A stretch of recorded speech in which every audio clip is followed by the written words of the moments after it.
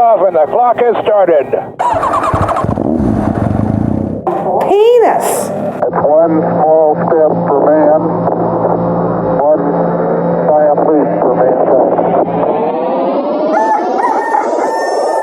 Hey guys, welcome to our 12th episode? 12th. Mart? 12th. 1-2. Look, number 1-2. And hey guys, we're about to have our first We're almost podcast, a teenager. Our first podcast during Halloween for us. Jeez, is it actually the 12th? That's crazy. Yeah. Or the 12th. And to get this whole podcast started off, I want to start by saying that we have a new promotion out for all of you listeners, especially the person in Brussels, Belgium.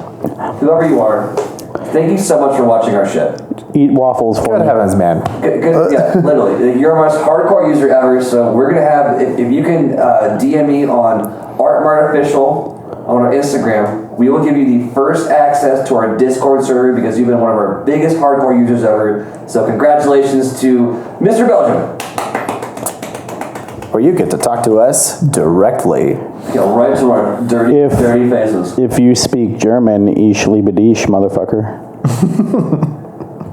What is that one thing that... And if you speak French, omelette du fromage. Oh my god, fucking Dexter's Laboratory. Or even John F. Kennedy. Ich bin Eimelena.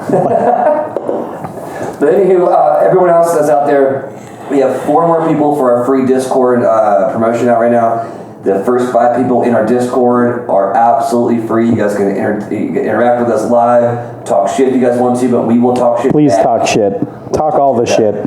Please because I can be more savage than you. I guarantee Please it. follow our Patreon too, that we have a ton of different offers, whether it's merch, we have VIP access to it. You can even come to a live show. Isn't that crazy, guys? Live show. It's crazy. Come hang out with us. I feel like we need to have one of those electronics commercials from the 90s, like Crazy Steve's Electronics now. Circuit City now. Oh, buddy. But anyway, let's get started with the show. We have a very special guest who you guys all know very well. It is Nathan Smith. Woo! Give us a little background about yourself, man. Tell us about you. Let's see, Ben. I guess, okay, yeah. So... all the where do I start? words. All the way All the back in words. Arlington where I was born? Do I start? I want to know before you were born. Oh, okay. I want to know back before you existed. I should probably... Okay, well, I'm going Back to to start. the Ottoman Empire of your Cool, era. okay, well, I am going Tell us to... real quick before you start. Oh, hi. This super awesome artist named Mark Charles. Who's that? Jeans. It's you. I don't understand that name. I'm not French. Jeans. Listen, we're going all over the world right now with this podcast, so like we're gonna have to get used to this like wee and oh hello. You'll get used to the wee wee. Anyway, Next thing you know, we're going to be speaking Mandarin because global. all right now. I love those oranges. That's what you guys all know. This is actually our AV guy who's always in the background doing all the hard work for us while we're just talking and drinking. So we want to thank him so much for actually doing what he's doing, and here he is. Woo. And you may have heard me chime in with my little corpse here and there. But yeah, glad to be on the podcast, guys. Love to have you. Give us a little background about how you actually ended up being with us and what you're doing right now, man. Give us a little background. Okay, yeah. So, I want a big background, not just a little one. all right. So I'm going to start with the bubonic plague. Where Yes, my that's the ancestors best. managed to survive that, and then I could go with all the way to where my ancestor Samuel Mathis migrated over here from the 1600s to This is Virginia. the stuff that interests me. Yeah, and then all the way up to Vagina? something about a vagina. What? I heard vagina. He said west. He said West Vagina. I came out of somebody's vagina in 1992. Well, Allegedly. When I went to college in Radford, the year before I graduated, they messed up the diplomas. Instead of University of Virginia, it's University of Regina. Oh, that vagina. Okay. Yeah, the Appalachian vagina. That's the worst kind. Yeah, somewhere along the line, I know that, like, yeah. I mean, I'm like 5 generations back in Texas, so I have a lot of Texas lineage. Other than that, So you started in Texas, you moved here, and that's kind of like where we ended up meeting. yeah, so I moved. So really, my move to Denver was kind of a whim about 3 years ago. 3 years ago, as of October 1st, so a couple of days ago. Was it actually a whim, though, based on our conversation Oh earlier? yeah, that whole conversation. Was it a whim or was it an opportunity?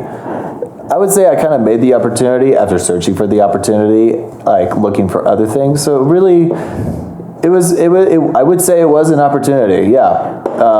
So, yeah, kind of giving a background as to how I got here. I'm a software developer, and I graduated about 5 years ago. My specialty is in AI and data science, though I'd say I'm a full stack developer by trade. So I've done user interface, or I'm currently doing user interface, and I'm currently also doing back-end database work. We're breaking in with I'm currently working at a startup where... Oh, that's right. You were talking a little about that. Yeah. Or a few weeks ago. Mm-hmm. That has to do with cattle, right? It is, yeah. So it's a startup in the cattle industry. So move over. Who's over in competition with Nathan? Going on different pastures. This is utterly ridiculous. You're even competing with this man. Are you really dropping more puns than me right now? I went on a run, man. This is impressive. Okay, I'll give it. Yeah, I don't know, I kind of loathe it. I'm glad you got that one. These jokes need more cowbell. More Yeah, buddy. cowbell. All right. Something I never knew I'd click with Trip on. God damn it. We're just hoofing it. Anywho, so your family's based out of Texas. You have this kind of like drive to move out somewhere else. Like, what made you choose Denver, man? It's interesting because I knew at the time. I mean, all right. I'll go into. There's a lot of things that made me choose Denver. I think one of the big things that really kind of drove me was that I was kind of in the beer brewing scene at the time. Me and my cousin were brewing, we brew a lot of really good beers like pecan porters and stuff like that. And Whoa, you brew actually alcohol? I can brew beer, yeah. No fake alcohol. Existential alcohol. No, I'm talking. It's a craft in itself, man. Like, I didn't know about this about yourself. Like, how did this even start, man? So this started with one of my buddies that had since moved to Tulsa. We both, I mean, when we turned 21, we both had an interest in craft beer, so. Is that big down in Texas? I would say it was kind of getting there back in Texas. There were a couple of like really big brew bars. I don't know if you ever heard of Flying Saucer. What area are you from in Texas? I'm from basically smack dab in the middle in Dallas and Fort Worth. There's a town called Arlington that's basically the suburb for both. That's right. That's where I stayed at that one event. Yeah, where the Cowboy Stadium is, where the Rangers ballpark is. I kind of like that area. I hate the Cowboys, but I love the area. I am not the biggest fan just because I think they could do a lot better for themselves, especially if they opened up their idea to public transportation. They could really do better there. They are the biggest city. They are the biggest city in the country without public transportation, and they choose that life. Really? At least the committee does. The city committee chooses to not allow public transportation. Public transportation. No, none at all, except for Uber and Lyft. Well, how are artists supposed to get to their shows? I don't know, man. I don't know how sports people are supposed to get to the sports venues unless they drive. I mean, that's why you have about 17 parking lots for the Cowboys. Don't they call those fans? Parking lot I've never seen. It's all kind of conjoined together, like the Cowboys Stadium, the Rangers, and it's all in this little like superplex of like sports. Yep. Right. Like, it's by recent design. Arlington is making a huge push to make themselves sports city. I think they actually they have themselves renamed in a campaign to something like Dream City or something. How you deal with like no Super Bowl titles since the 90s? Good question. And if only we won against the Cardinals in 2011 for the Rangers, that would have changed things. See, at that point you can base it off of something. Exactly. You know what I mean? You can do that. Like, I mean, Tampa right now can be championship city if they wanted to. True. Lightning, Bucks. I mean, they really, yeah. Let's get back into you a little bit more. So, Okay. yeah, that's the area you're from. Then you had this kind of idea of moving out to Denver, and Yeah, I mean, part of it, I'll say part two of it was breaking out of military contracting. It's not a very glorious field, and I believe there's a lot more that I could do than just sitting around and writing documentation for the government, especially given my skills as a software developer. I know that I've already seen in the past what I could do. I used to work at an internship with a really prominent advertising agency in Fort Worth called Pavlov Advertising. I've heard of them. You know what Pavlov is? You actually, yeah, I know who, Ivan Pavlov. Yeah, Pavlov's Law? Mm-hmm. And so, like, Mark, do you know this? This is, Yes. yeah, this is actually why they renamed themselves to Pavlov from concussion. They wanted to get ahead. Oh boy. Dog's head. I see what you did there. Yeah, for everyone who doesn't know, Pavlov was a psychiatrist, right? Mm-hmm. Psychiatrist who studied about behavioral psychology and about conditioning. Mm-hmm. That's a huge thing for that. So if you guys have not seen anything about Pavlov's Law, go look it up, you uncultured swine. I mean, it would make sense that most people in Colorado would be Pavlov dog people, but I'm more of a Schrodinger's cat person. I feel like we just went over everyone's fucking head in this podcast with psychology. You know, I'm ready for it. I live for it. If I go over your head, I will keep going over your head because that's where I go with this kind of stuff. In this podcast, we just love giving head. I mean, we like to get ahead too. Well, talking about this, I have done a little research on you a tiny bit, just looking about you a little bit, and I do personally feel like there is an art to coding. Yeah. 100% there's an art to coding. Yeah, it's actually, I mean, one of WordPress's, it's WordPress that actually had the slogan, code is art. And to an extent, I have seen that there was actually a huge debate on this because when I was going through school, one of my professors believed that code is a science, code is not art. Though, when you break into user interface, code absolutely is art. But science is considered art. I would say, but here's where the question is on that. Because with code, it's all logical and has to be based on something.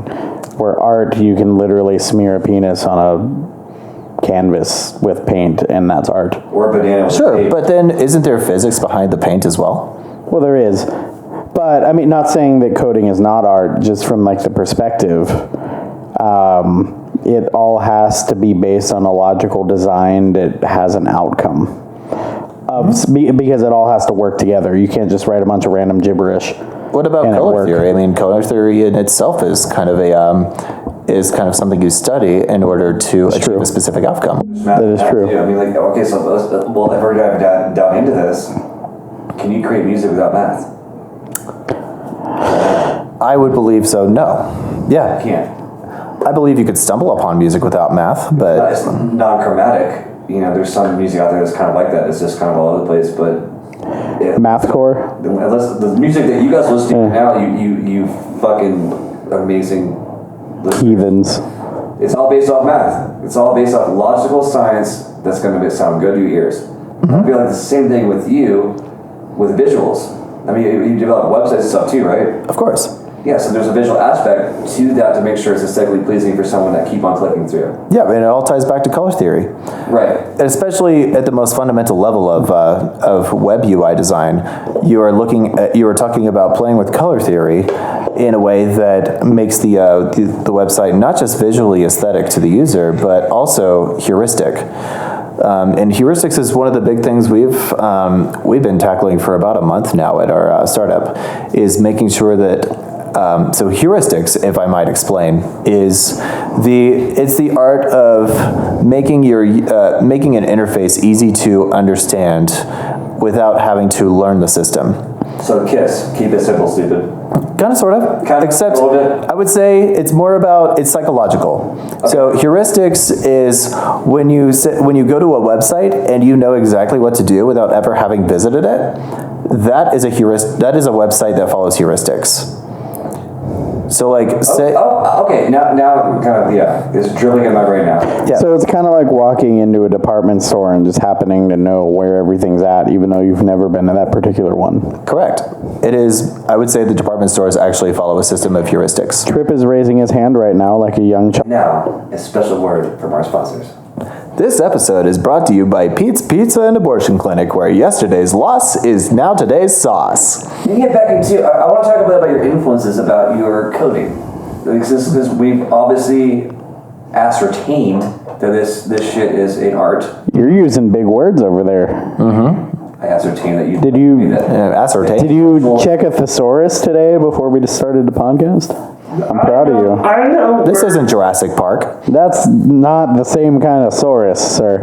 Anyway, I want to get into your influences. That's the biggest thing, because all artists have some kind of influences, and there's got to be some kind of programmers or someone that has influenced you somehow, right?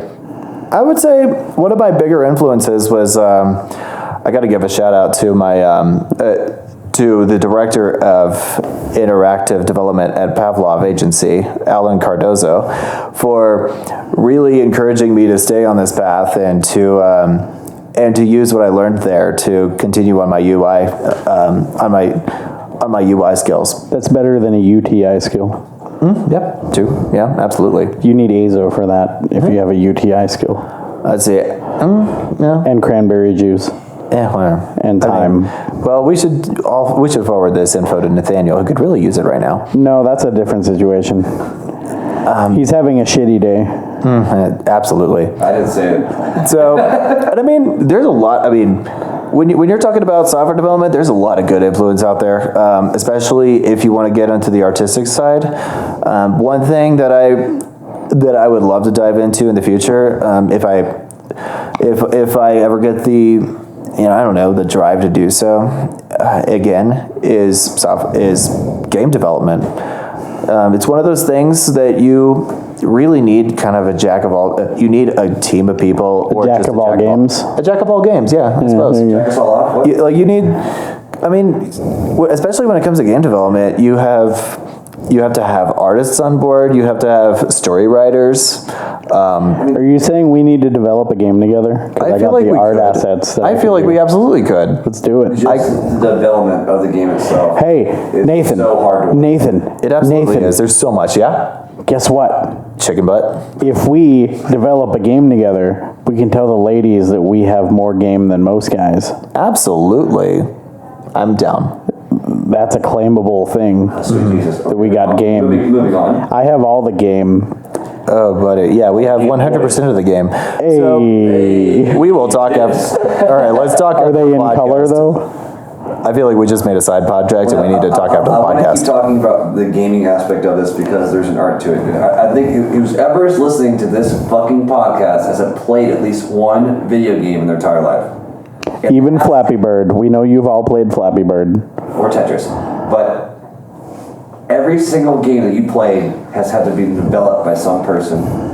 All the art, all of the structure of the game, the way you play it has got to be developed by somebody, and there's an art to that, or we wouldn't be playing them now. Right? So you said you want to get back into video games or whatnot. Yeah. Or if you could, get back into that kind of stuff. Like, what aspects of those games really interest you in the software development kind of style? I would say there's a lot you can do. I mean, it's literally like the world is your sandbox when it comes to writing a Like video Grand game. Theft Auto? I mean, It's a sandbox game?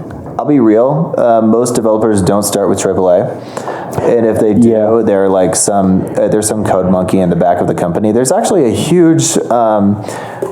I've told people, and like everything I know about the industry as far as that goes is when you just jump in entry level or even mid level at a video game company like that, you're just kind of a code monkey doing whatever people throw at you, and you're kind of at the producer's mercy. I mean, to be fair, nowadays, indie games are far more superior than AAA other than the quality of looks. Oh, absolutely. Like, I mean, just look at like... AAA stuff is. Can you guys maybe Okay, so AAA are like... anybody else say, Yeah, absolutely. So I'll give Yeah. a quick rundown. So AAA titles are the ones that you know about. Call of Duty, Assassin's Creed, etc. Exactly, like GTA 5. Gears of War.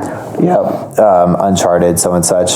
Tetris there too? No. I mean, Nowadays, it's an indie title. Tetris is kind of an everything title at this point. Yeah. I don't know. EA Games took over the development of Tetris, so I would say they are not indie anymore. And also, it's better to support indie developers because then we run into these situations like Activision Blizzard is in right now. Right. With the And to whole explain what sex scandal going on with the Cosby suite and whatnot. I'm just going to re-rail and say that There we go. indie development You'll get is re-railed. kind of the opposite end of the spectrum. It's like you don't have teams of you don't have 1,000 people on a team making this game. You have like 5 tops. It's like, this is made in somebody's basement, and it doesn't have nearly the publicity that these AAA titles do. You don't have advertisements for them. You barely some even of them- even have a presence on Steam. But then some of them blow out, like Minecraft, Terraria, Terraria's big. Undertale. You have bands that are underground that end up blowing up. Yeah. It's the same kind of situation. But they're still indie Absolutely. developers, even once they blow up, until they sell their IP to someone Right. else. It's Like like how what Mojang Mojang did with basically- Microsoft. Yeah, Mojang sold out to Microsoft once Notch left. And then Notch is still out there making like video games on the side. Yeah, even though Cobalt wasn't that good, but you know. Hey, I mean that's a thing. Yeah. Yeah. Sometimes it wins. What was that one indie game that was like Terraria but in space, and it picked up really big like Spore? 6 Ooh, years ago? I think I No, know it wasn't what you're- Spore. I love that game. Spore was great, but also Maxis fucked it up. Anyway, no, it was like Star something, not Starfield, because Starfield is going to be the Bethesda It's game coming out, but it was very much like Terraria in space, and it was great because everything was like, random worlds, and it was survival with crafting. yeah. But I cannot remember the name of it. I don't know. So if any of you guys out there know the name of it, please tell me so I can remember to play it someday. Hey, we again. have a Discord server you can We hit do. us up on. If you subscribe to our Patreon, you can tell me what the game is and whatever games you're playing, and I probably won't play them because I'm playing Diablo 2 Resurrected right now. Or even better, I play if that really bad because I'm a Diablo nut. Get it on Xbox, I'll play with you. You can play with me Yeah, by well, ourselves. damn straight. Hey, I mean, they have necromancers on there. One of their classes used are you to going be to play known as with the boner Trips 2 class. cents? Oh, I might. Oh, that's my brand. Ooh. Well, what I want to do is, since this is more of like a, not just interview you about your art, but this is, so everyone listening, this is one of our first actual get to know you episodes with the cast, right? Oh, that was hot. Not me. Was it? Is that how the carpet happened? Well, we'll have the guests. For the perpetual listeners, is that how the carpet happened? For the ones that understand backstory now. I mean, we'll talk. We have, comments in Discord. oh my God, we have lore at this point. We do. We have some of that. But getting back to what I was saying But was I just totally lost my train of thought. You're an asshole mess. you're welcome. That's what I do best. That's what you do best right now. It is what he does best. I derail conversations like a train through an elementary school. All right, Trip's back, baby. Trip has 2 more cents to give now. That's Trip's 4 cents. All those are being lost by alcohol poisoning. But I want you to tell us a little bit about how we got to know each other, because this is our first actual get to know you episode of Yes. the podcast. Yeah. How did you meet us? Like, Please go on how did you and be part of this yeah. podcast, and how are you sitting here and doing AV right now? Yeah, Well, please tell us my backstory. All right, so I guess I'll give the short and long. It's fun. It's like Venom's backstory for Spider-Man. If I may ever, Sorry. So I guess I'll give the short and long. The short is that we were all sitting at Stoney's I'd say like maybe a few months ago. We were talking about it. Turns out they needed a couple people, and I just said I'd join on for audio video. But the long is that we met about a year and a half ago, all on Zoom. It was during the great The Corona-sance. It was during the Corona-sance, right at the beginning of quarantine. I gotta admit, I was more of an introvert back then than I am now, and so I was kind of glad that everybody was locked in because I didn't have FOMO. And then a week later, one of my coworkers hits me up, is like, "Hey, we're doing meetups on Zoom," and I'm like, in the back of my mind, I'm like, "Shit, that means I need to actually talk to people and be social." But at the same time, I joined in, and it was actually a lot more fun than just socializing in person at the time because I was more of an introvert. Also, we couldn't socialize in person at the time. That's true. So they were all stuck with me. Ha ha. Haha. And so, yeah, give it like a couple months in quarantine. We're all doing this thing. A lot of drama passes by. We eventually start meeting in person. I make my way back from Texas because I was staying with my parents at the time. And we're all hanging out in person. We're hanging out in the park on Wednesdays, and I see Trip over here just being a wild man. You forgot the most important part of hanging out in the park. Oh, you mean when Trip got hit by a bus, or? No, that was at a birthday party for a 9-year-old, 7-year-old, a child-year-old, and Is that the first Wine Wednesday, or? no, that was at Elvira's daughter's birthday. Oh, yeah, that he got so hit by a bus. that's true. Anyway, but Wine Wednesday, you forgot the wine. Oh, in the yes, part of it the is. Wednesdays. Yes. Drank wine, actually. It was mostly just seltzers. It was mostly just people getting drunk at the park. I'm pretty sure there were people on shrooms and acid at that one too. Oh, To the absolutely. Denver police, Dude, to there were- the Denver, the park services, we were never, ever drinking there at all. It was just soda. Yeah. Dude, but when it came to another park we went to, like somewhere outside of Denver, I will not disclose the name for security purposes, but Go on. I swear, there was one guy that was there that made a Kool-Aid concoction that also had mescaline, ecstasy, LSD, and some other drug that I forget right now. This is one of those, you drink it and you see God. Or disbelieve at that Well, point. the jail cell just fucked up so bad. Yeah, or you forget how to recognize a jail cell by the inside of the walls. But I don't mean to like interrupt with this, but like, that's a lot of drugs. It is a lot of drugs. And someone spent money on putting those drugs into this concoction. Yes.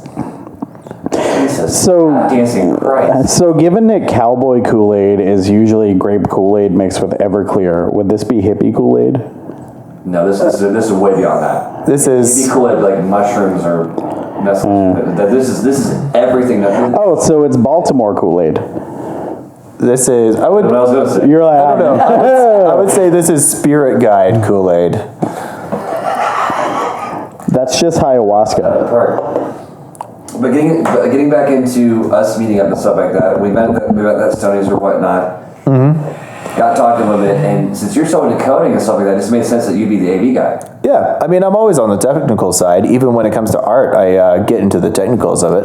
Technically. Well, I absolutely love it. So we're getting towards kind of like the end of this podcast with everything. Is there anything that you could give other people that are in your shoes right now, maybe just learning coding, whatever, that you can give them maybe a... Why is somebody wearing his shoes? Someone give it, They are small. Someone give a kind of advice to someone who's like maybe like working towards your goals. I would say never stop learning. Like, never. I would say there's a lot I could say. Don't let people drag you down. And don't let... Is that a country song? I feel like it should be if it's not. Could be. I don't know. I mean, I've had a couple people in my life try to, like, especially like since I started this career, that just like try to like really bring me down and try to put me in my place and try to like make me follow hierarchies. I would say don't do that, or don't give into that. Like, you are like the top thing, especially as a developer. You have agency. You can literally pick up and do whatever the hell you want. Like, we are. The world's kind of our oyster. So if you want to be like the enterprise guy who just writes back-end code and just kind of does your day-to-day, sure, whatever, do that. If you want to but if you don't, if you want to go pick up and say, I'm going to start making video games, I'm going to try to make a website that makes it onto the AWWW Awards. Ooh, can somebody make Skynet? I'm waiting for Skynet to happen. Somebody's trying right now. Oh, it's Elon Musk, right? Well, I want to say a kind of thank you to you, because not only like this education that he's talking about right now, he took one of the books that I had about music production. Yeah. Oh, yeah. I took the piece of music production, and he like literally took it home because he's just so into learning. So I mean, like just to reiterate what you're saying is, this guy is always trying to learn. what he's doing right now. Yeah, and that's the thing. If you're a software developer like me, you're in the business of learning. So when I say never stop learning, like I really mean never stop learning. Like, and never stop learning how to learn. Like if you can, I love that. Yeah, we are. What about never stop learning how to learn how to learn? That, I mean, you could always go deep. Exponentially. Jesus Christ. I'm not, If you ever pick up a book on like Never forget to learning cubed. pick up the 5-Hour Work Week, pick up the 5-Hour Chef. These are all really good books that teach you how to meta learn, and those I found this book before I learned how to code, and I would say I still take lessons from that for learning new languages, learning new frameworks, learning new concepts, design patterns, pretty much everything. You're a that I design learned. pattern. I Yeah. apologize to all the people listening, trying to listen to Nathan and Mark just being a total tool. That's what I do best. But at the same time, like, I get it. I interject to add entertainment. Well, listen, guys, we want to thank our hosts, our guests, for so much for coming. Also, one last thing. Don't forget to spay and neuter your dogs and cats. And don't forget to eat your Wheaties. Yeah, all If you're that. allergic, then don't do it. Drink milk for calcium. Don't do drugs. Fuck up, my God. Stay in school. Only you can prevent forest fires. Knowledge is power. Anyway, I want to The more you know. to all our listeners, especially Belgian person again, whoever you are, please DM us so we can get you set up on Discord account Yes. for free. And then you could teach us Belgish. Oh boy. We're gonna fire him today. Flemish. We're gonna fire Mark today. Just by the way, we're gonna fire his ass today. But anyway, make sure you check out our Patreon, go on Discord, follow us on all of our different websites, either if it's Trips 2 Cents, Audible, Spotify, Amazon Music. We're on all that shit now. All the shit. All the shit. All the shit. Make sure you guys go on Patreon so you can support us, please. We really fucking need it. We really need a studio right now, and it's all dependent on our viewers. So put yourself out. And peace.